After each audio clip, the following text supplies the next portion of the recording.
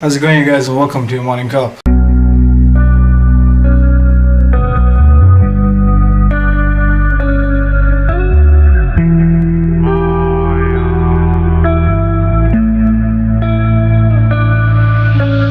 Now, the fighting between Israel and Palestine has still been going on as we speak. The occasion's only been ramped up by more and more nations picking sides. This is exactly what we were afraid of. Turkey has put out a statement that Muslim nations should take a clear stand in what's happening in Gaza. Everyone who doesn't display a clear stance against this are a part to the torment itself. He said that Turkish President Erdogan had called Israel a terror state. Most nations are going to start picking sides, which is not good. Not good at all. We also understand the fact that the rocket hit the Israeli energy pipelines as the Iron Dome couldn't intercept any and all rockets that were fired from the Gaza Strip. What we also understand is the fact that Channel 12 showed flames rising from what appeared to be a large fuel container that was, at the epicenter of the blast. Israel is turning into a war zone. Palestine has already turned into a war zone. Thousands of rockets fly into Israel, and Biden has gone as far as to put out a statement that it has a right to defend itself. Whatever action Israeli forces are taking in Palestine are legitimate and are justified, sparking international outcry and scrutiny against Biden. The statements have been made that the United States is going to be backing Israel. Malala Yousafzai has also gone out of her way to put out a statement that Palestine should be backed in this specific scenario. Vladimir Putin has gone out of his way to appeal to Israel and Palestine to end the conflict. This is Putin, out of everyone, is saying stop fighting. You see, on Thursday, Putin called on Israel and Palestine to end the conflict. In light of escalation of the Israeli and Palestinian conflict, primary task is to stop the violence actions on both sides and to ensure that the safety of the civilian population is held to the utmost significance. This was a statement put out by the Kremlin.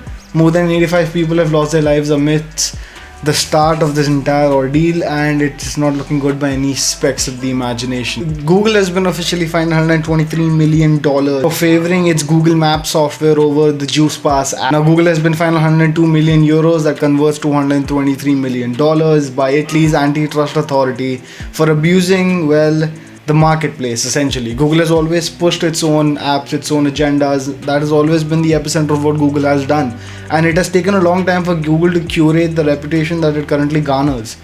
Thereby, it just makes more sense to understand the fact that yes, Google, by all specs of the imagination, is going to be somewhere where it can earn tons and tons of profits, and this is exactly where it's earning said profits, because whatever application Google gets into, it gets massive traffic, because all the other subsidiaries, all the other subsequent sister bodies of said application already exist and have a lot of exposure to them. Using already the existing audience at their disposal, Google gets a leg up every single time, and the Italian Antitrust Committee has found just that. Moving on, we understand that Starlink and Google have officially inked a deal dictating the fact that Elon Musk led SpaceX. The company will officially be a part of Google's cloud data centers, enabling internet services through Google Cloud. The service is expected to be available in the second half of the year 2021. Bottom line being, Starlink, that has always been a venture that is remarkable, because you're talking about getting internet anywhere on the globe, including remote locations as well.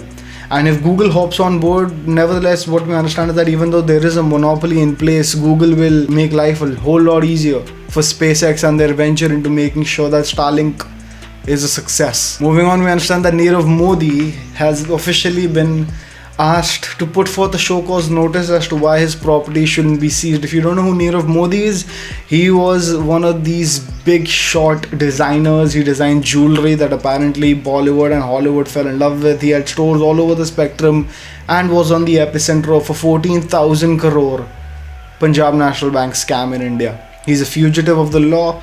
He was staying in London for the longest time, hiding out just like a few other names, and has now been on the receiving end of a show cause notice. He has already been extradited from the UK, and he will be arriving in India relatively soon. And a show cause notice for his properties, dictating the fact that no matter what he might own, it's not going to add up to 14,000 crores.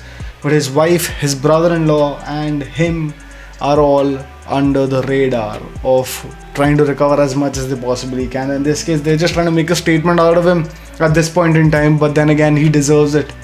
He deserves it with every speck of his being. He deserves it. 14,000 crores is not a small amount at all. It's just weird to even understand that people like this can get away with it. Cryptocurrencies are better than gold for the environment. Mark Cuban, the billionaire investor, owner of the Mavericks, has gone out of his way to say that Dogecoin, Bitcoin and Ether will be accepted by the Mavericks for their merchandise, for their stores, for every single thing that he might get into in the future as well. Mark Cuban is ahead of the curve when it comes to this one, because cryptocurrencies, by all specs of the imagination, are the future. So, weird story of the day. We understand that a lion was found COVID-19 positive in Rajasthan's biological park. Now, the park has been closed since April the 17th, but then again, this lion somehow tested positive, which is weird.